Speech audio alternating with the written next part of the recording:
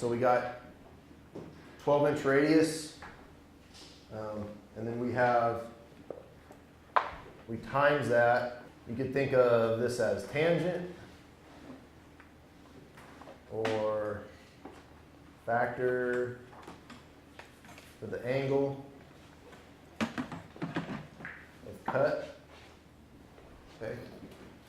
So what's the angle of cut we figured that we needed? It was 11 and a half, 11 and a quarter. 11 and a quarter. So each one of these angles is going to be, off of 90, is going to be 11 and a quarter right here. You guys understand that?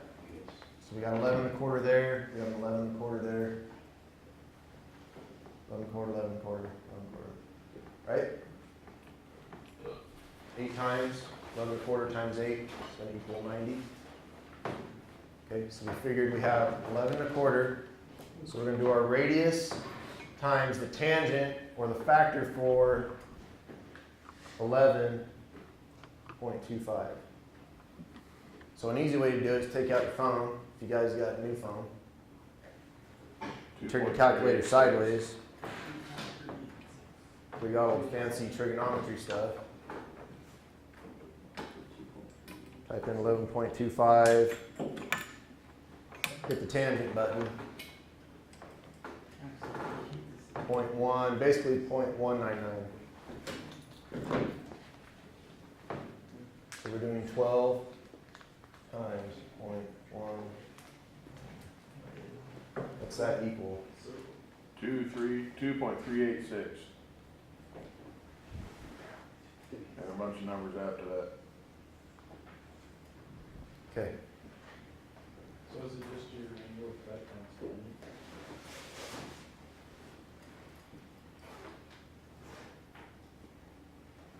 Angle of cut, the tangent for angle of cut. So if you got that paper, if you look up 11 and a quarter, is it on there? 11 and a quarter on there? No, it was only broke down by half, By halves? but 11 and a half is 0.20345. And then 11 would be less than that. 0.1943. Yeah, so this is midway between the two. So if you want to get very accurate with that 12-inch radius, matching that exactly, use a calculator because we only have a lot of tangent charts that you look up don't even have halves on them. It's just whole angles. Okay. Okay. So this is our length of cut for A.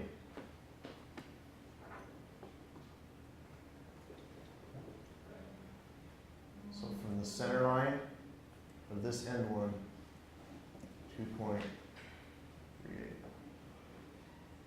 Okay.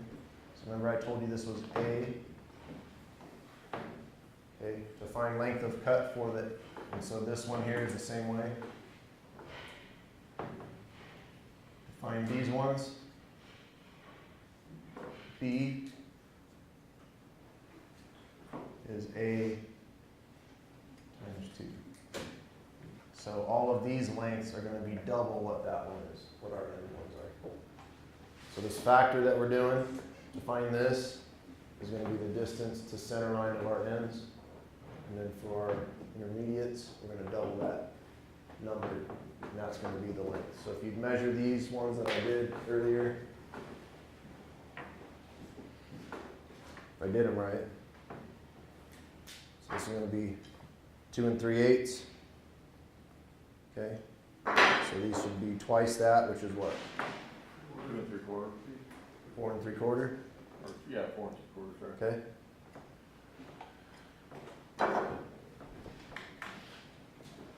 So if you forget this, that's okay. We got it on film. So that's really as in depth as I'm going to get today as far as what you need to lay out. This is just a different type of elbow because it's more gores than what you've done before. So the next step we're going to do is actually cut out some material, roll it and weld it up. Okay. So real quick, I'll show you how my template came out.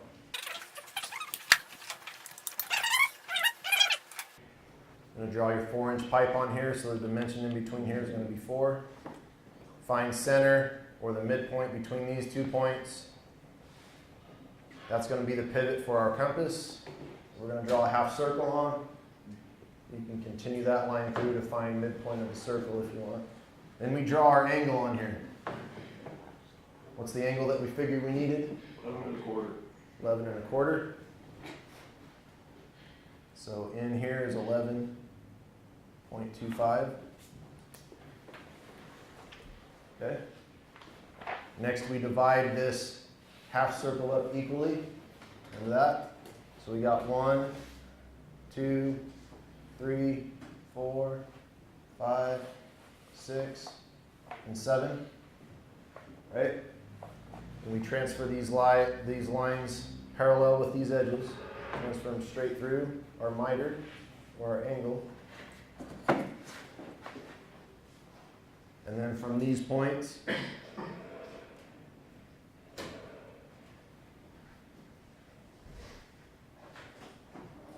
we draw our top and bottom lines all the way across. We have 4-inch pipe. What's 4 times pi? 12 and 9/16. That's our circumference. That's our stretch out. That's the distance from a spot on the pipe all the way around to the same spot. Right? So we draw a line here and here and divide that up into how many sections? 12, because we divided it up into 6 here, so we need another 6. 12 all the way around. So what's 12.56 divided by 12? That's the way I showed you how to cheat it a little bit, so you get them exact every time. So take 1.046 plus 1.046, and it's equal what? 2 point what? That's going to be our second line. We hit equals again, it's what? Which is ironic, that's pi. Just by chance. Hit equals all the way time.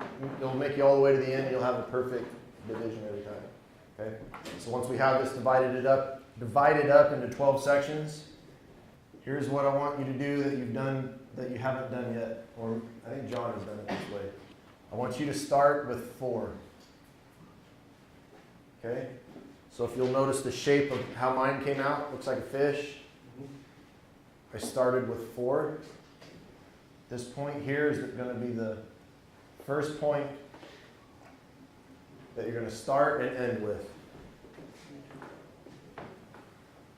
Okay? The reason I want you to do that is that it makes our elbow just the way these are done. It makes the beginning and ending of our elbow at the center line of our radius, and it's not top and bottom. Okay? This is really good for helping us time our elbow, because if you'll notice on this other side I have timing marks. So I can actually rotate these back and forth to equal out my welding so I don't get shrinkage on one side and get it to warp one way, so I can alternate it back and forth. Okay? And our product's going to flow through, probably the worst spot is kind of at the top side of here where it's going to hit, and maybe across this bottom side where it's going to drag.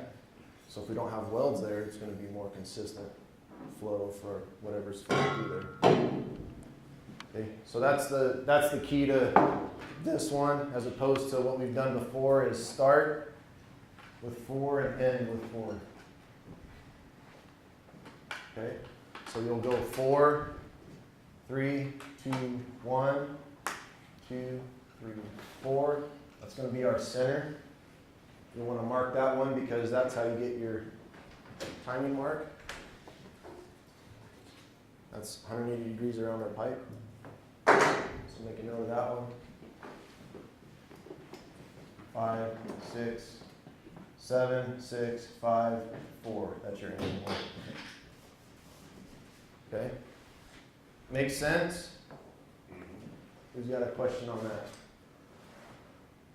Okay? And then you just, same as we've done before, you transfer these lines across. And count them out. 4, 3, 2, 1, 2, 3, 4. They'll end up looking like a fish. Okay? If you're curious how that looks, look at mine.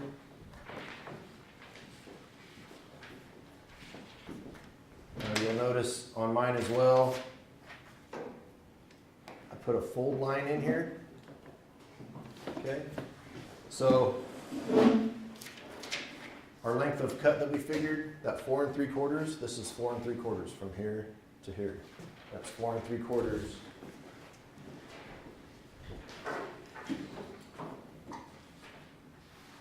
Right there, okay?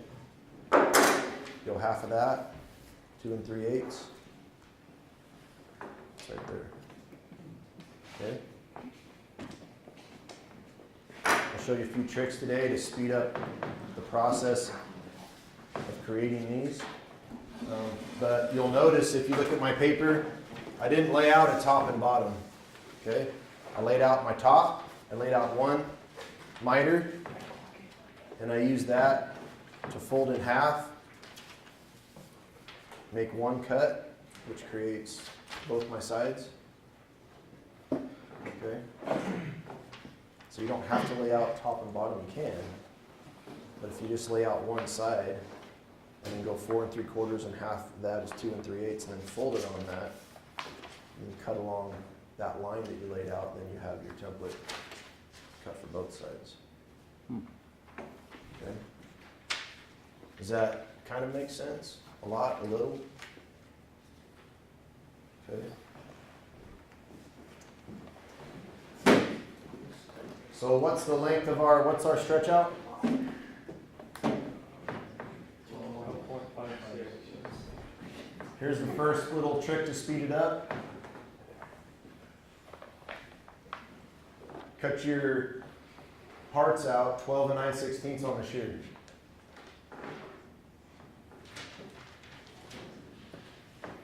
Okay, now you have the length of your parts already cut. So you don't have to do that on the bandsaw. Perfect cuts. Okay, so cut. You're going to cut 4 of these. Can you see that all right, Cody? The 4 anyways. Yeah, we're good. At 12 9/16. And if you cut them 6 inches wide, it'll give you plenty of room to cut your elbows out on the bandsaw.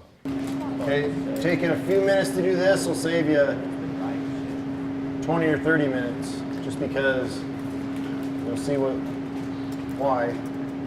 But can anybody guess why I'm doing this?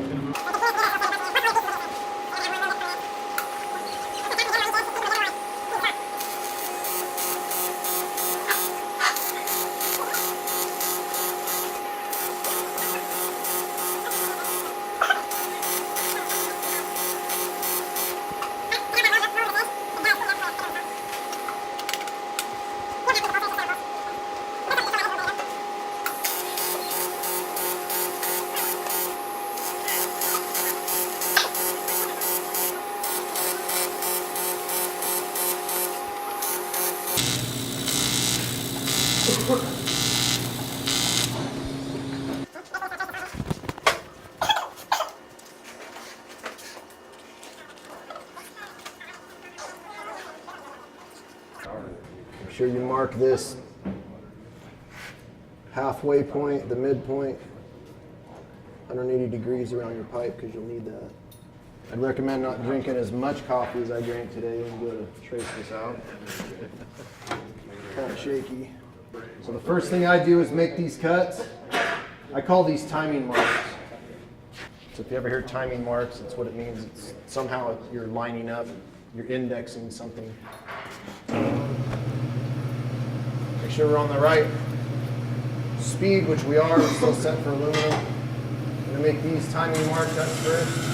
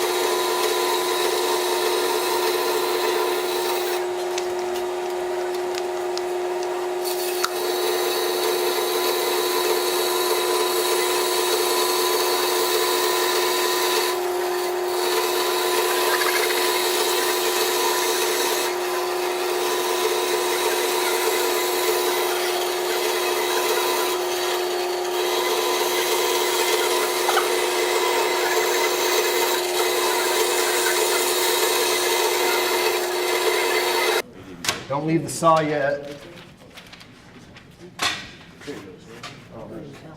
So, lay this halfway point out on one of these so we can get our end ones cut. You don't got to do exactly how I'm doing it. This is just how I do it. There may be, how many people are in this class? There may be that many different ways of doing this.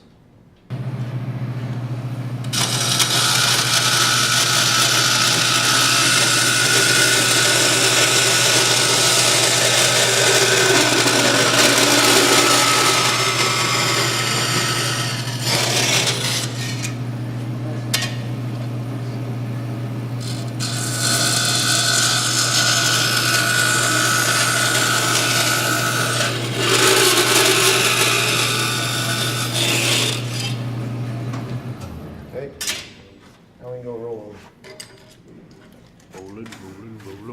Rolling.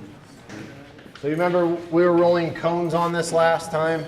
So if you recall, I had this side of the rollers tapering down to account for some of the angle in the cone and to help you roll it a little easier.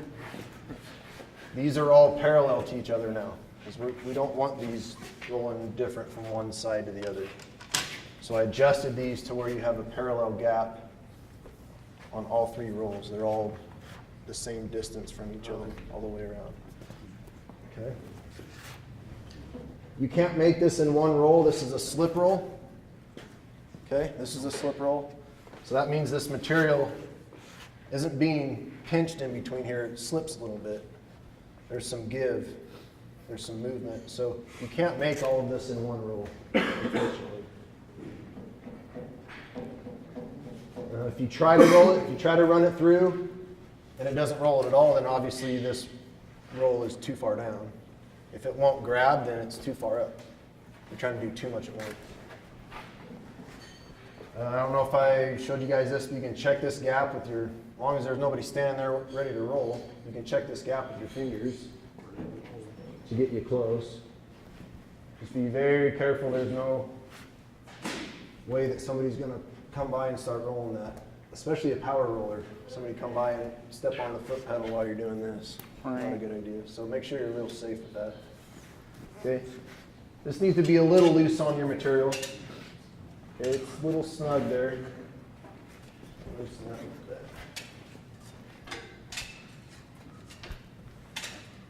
Okay. Gotta be a little loose. Okay. Now if you can see, I don't know if you can see where it's almost dying into the middle of the roll here? I don't know if you can see it, but that means my roll isn't down far enough. I'm not going to be able, here's the roller, here's where it's coming into that back roller right now. There's no way that roller is going to grab that. So I need to keep dropping that a little bit. Just make sure you're doing the same thing to both sides. You can also have somebody stand over here and line the rolls up together, get like a little sight gap in there of light. See if you're getting it pretty close. Okay. See if that'll grab. Okay. So I try to develop a system here. I left my cut side to the outside. So I'll do that on all of them. I'm starting on this end first on all of them. Try to get stay as consistent as I can.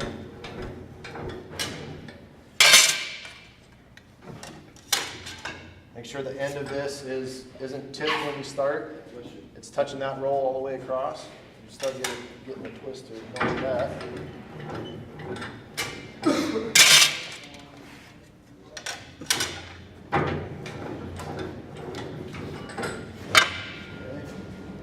Now we can bring our roll up. Scratch the aluminum with all those nicks and stuff. Yeah, you know how those got in there, those scratches? Yeah. I've mentioned it to somebody, but maybe not everybody. If you see all these little dig marks, these used to be a lot worse. And that comes from plasma cutting material and running through without taking that dross off. And obviously it's harder than the roll material. It digs right in. So make sure when you're using, this is our nice new one, make sure when you're using it, all of your edges are clean. Obviously we used the saw, we didn't harden this edge. This is just a little burr, so we don't have to take it off. It's aluminum. Aluminum's going to be softer than that roll. But if you were thermal cutting something, torch cut or oxyacetylene cut, plasma cut, any hardened edge is going to dig right into these rolls. So just be careful. Okay. So I adjusted that roll up. So remember I started with this side. See how it has the flat spot? You're going to always get that from a slip roll. From any type of roll, because you have a distance from where this material leaves this roll, and there's a gap between there and where it touches that roll. That's that gap. So to help reduce that, I spin these end to end every time I run them through again. And so if you see this, there's no roll to this at all. Okay, so I'm going to spin it and start with this side this time. And it never gets it perfect, but it does help. So see how it rolled that now? As it came through the back side. Now we got a little flat spot on that side. The side I started with. That's why as I'm rolling them through, try to develop a system, and I'm just feeding the rolled side in the next time. Okay.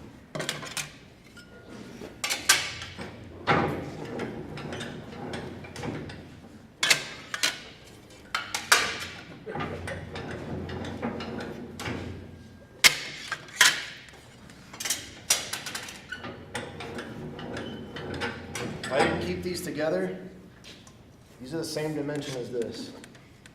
Okay? If I did these separate, this roller is going to roll these pieces different because they're smaller than this piece.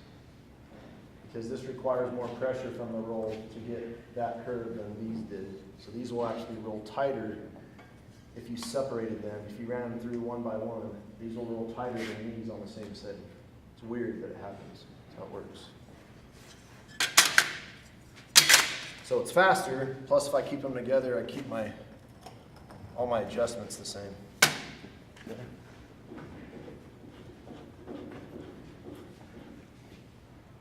It's a little bit of trial and error. Okay, obviously I made those ones in the classroom. It's the only other ones I've made of this size, so I don't know exactly where these need to go. You make 10 of them, you make 20 of them, and you start learning where you need to turn your roll every time. You start making marks on here, reference lines. Okay.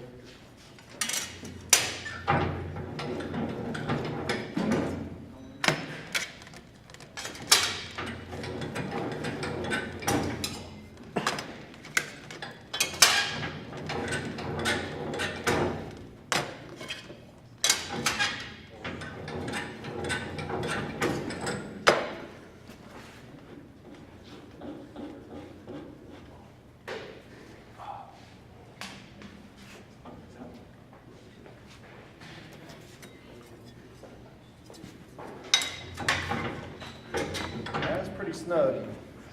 So I'm off for that.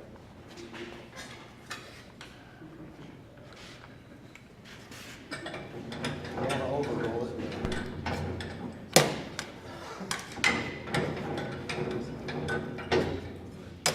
Unfortunately, this just takes a little bit of time. You get used to how it's rolling and how much pressure it puts on it every time. So you start understanding the behavior of the roll after a while, but it just takes time. You gotta adjust it more, roll it some more. If you go too much, then it's gonna overroll it.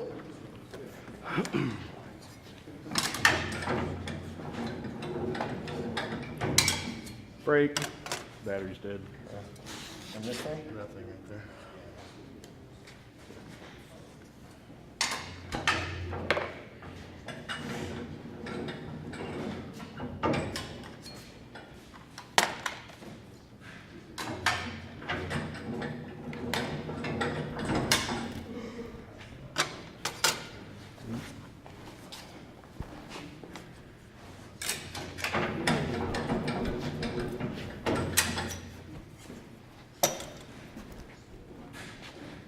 It kind of starts becoming a guessing game when you get close.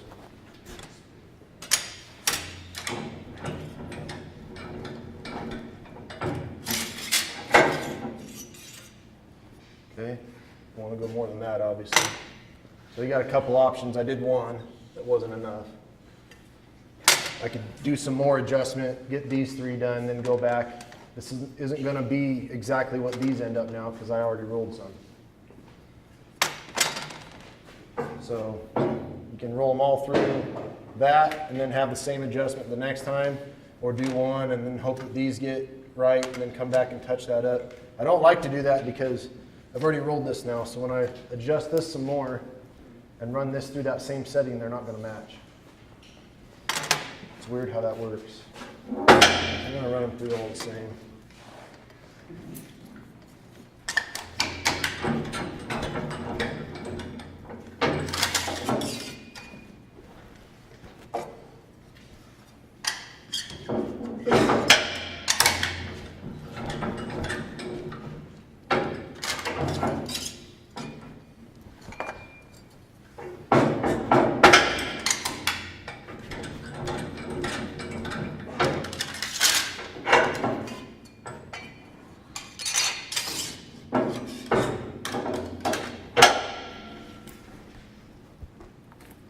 So that's good. Let's see this. That's a lot. Feels like it's gonna be a lot. Oh yeah, perfect. See how it's going over? It'll reduce once it comes around because it's pinching on that point right now.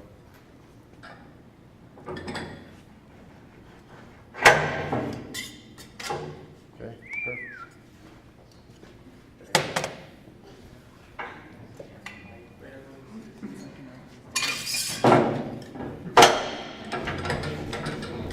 It looks like it's too much, but it's not because it's pushing right on that little spot right now. That's why it's overrolling it. Yeah, that's nice. Re-attack up there. That's unreal.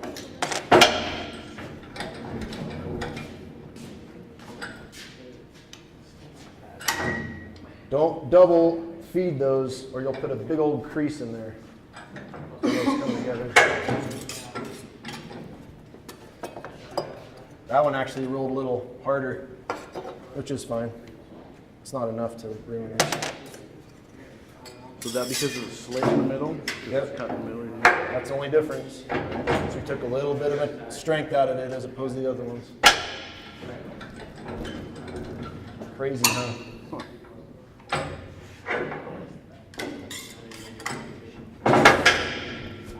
Okay. This is my favorite part. Okay. So now we'll go. Give me a few minutes to get set up. We'll go weld this up in the classroom. All right.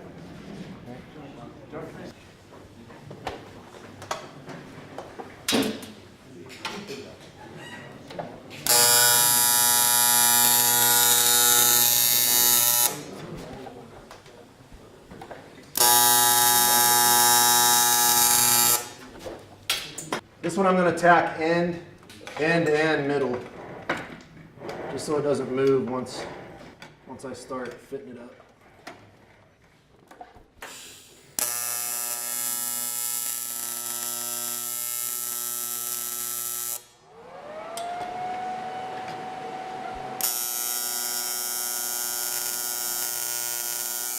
Really let this one fall through. So you know you're getting some root reinforcement on that one.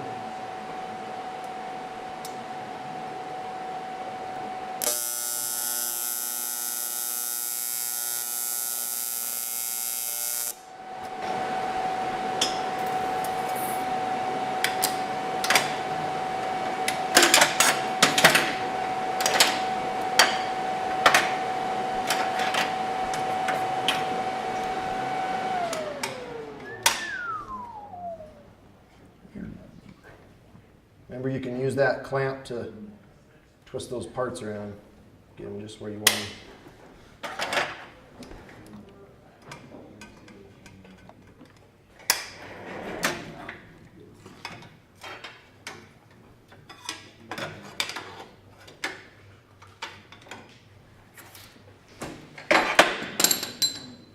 Here's my check key.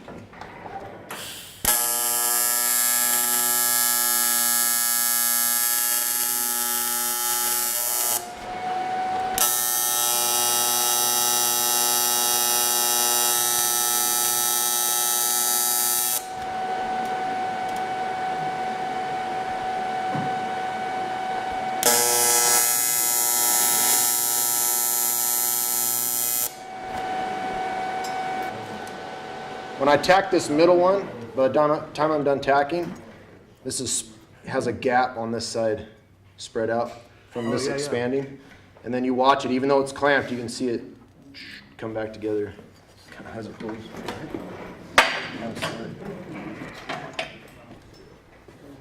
And that's why you get hot cracking on aluminum.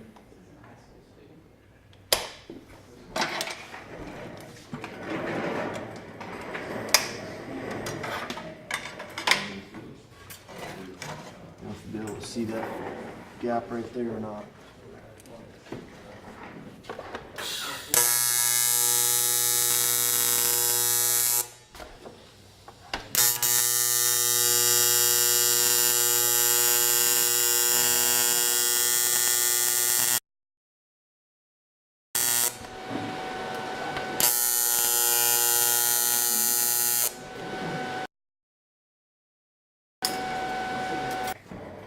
So we could line these welds up like that, right?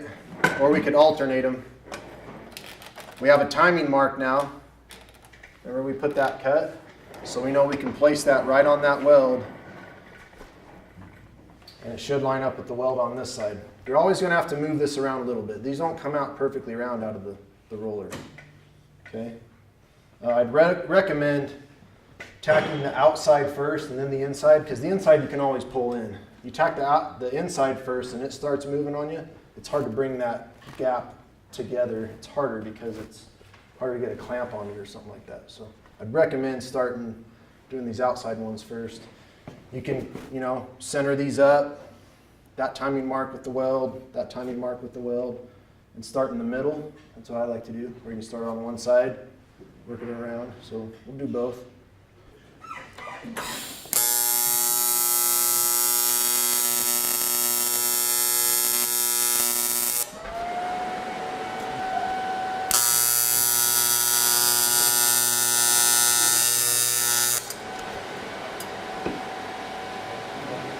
What's neat is it holds it for you, so you can sit there and tweak this thing around now.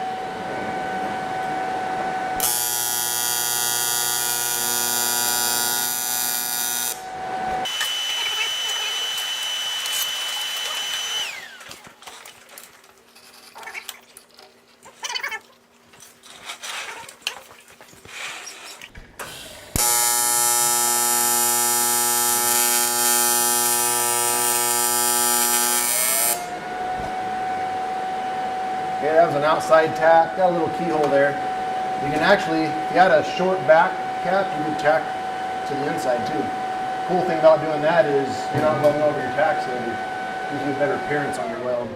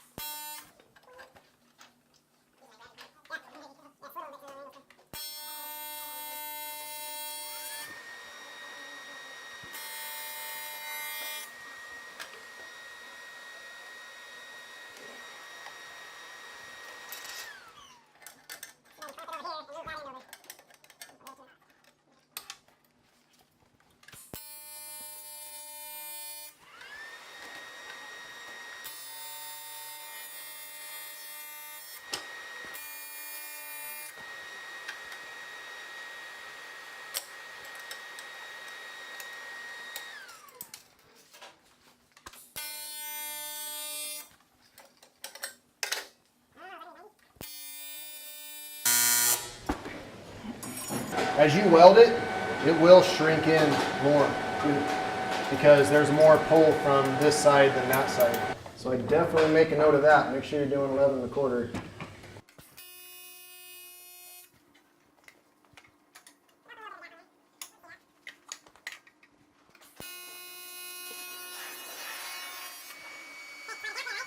I tacked that, what does that do? Pulls it together. So now if I reheat this, it might help bring that gap. Does that make sense? I tacked here, now I tack there. That puts tension on this because there's a gap there. If I warm this up again, it might come together a little bit more. Do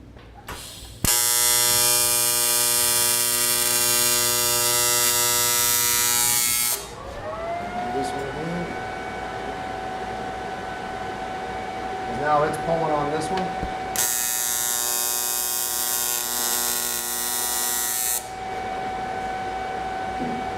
A little bit, not all the way.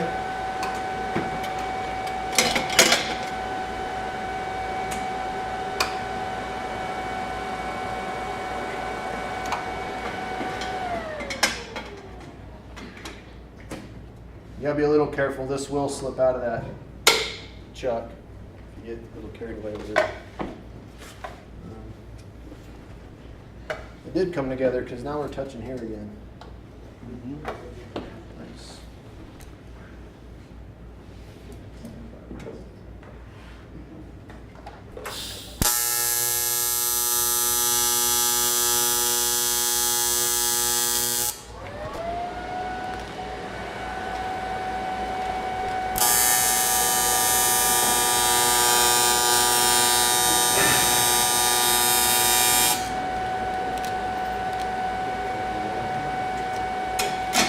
What's that? Is that welded? I like to weld these first. I'll stick right in there. Oh, is it? Here, I can move it out of the way. I like that. There we go.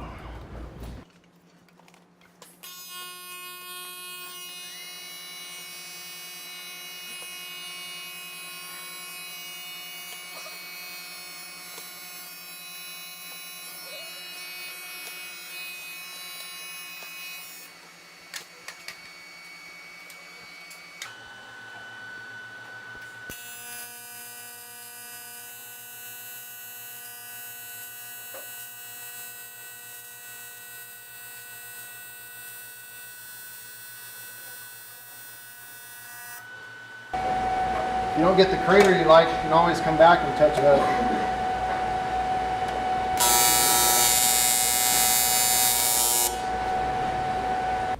We'll do this one left-handed.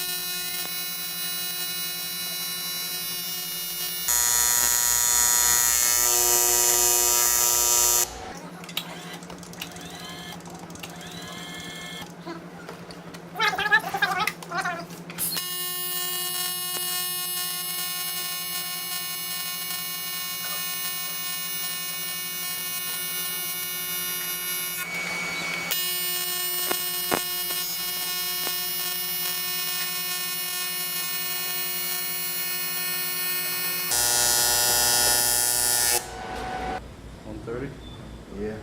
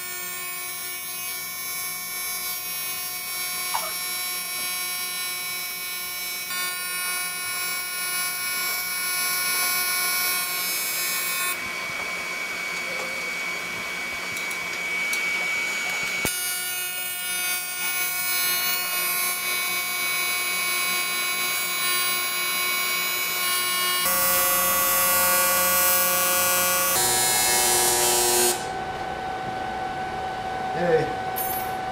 So my biggest mistake, at least I think, was doing my math wrong. So there's a difference between 11 and a quarter and 11 and a half. Don't let the machine, if you're using those, they're a great little machine for this, but just make sure you're keeping this in the recycle. All we do is, that transition we did yesterday, we weld to one side, and it's great because we still have timing marks here now. We could index those welds that we had on the transition to.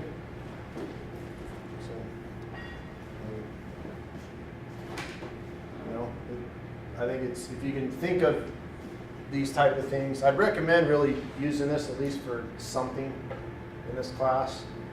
I'm not saying you have to, but give it a try. I think you'll find that it's a little cumbersome when you're fighting this, but it's almost like a third hand, and it can just position everything for you and take some control over the pipe for you, so you can just move up and tack it. But think of things, I might not have thought of everything today that we could have done to increase the speed or increase the accuracy of it. So sometimes those things come to you in the middle of the night, you're laying there. Yeah, I should have, I could have saved 3 hours if I would have done just one thing different. Yeah. That just comes with doing it. You're continually learning. There should never be a welder out there that thinks, I've reached the point where I'm good enough and nobody's better than me and I don't need to improve. There's always room for improvement. There's every bead I'm making on there, I'm thinking, okay, how can I do the next inch better? Sometimes that doesn't work for people's personality. That's why maybe sometimes welding doesn't work for everybody. But you have to, sometimes you're doing that for 12 hours. That's what you're doing. For 12 hours, you're doing this. And so you start racing yourself. You start racing the other 5 guys you're working with. But still seeing how good you can have to come out. You're coming up with something past the time. But, yeah. But anyway, don't let your quality suffer in sake of saving people time. You definitely want to be known as the person that might be a little slow, but man, you can't beat his quality. And then eventually the speed just comes naturally. It's not something you got to force. Okay? Any questions? Ready, break.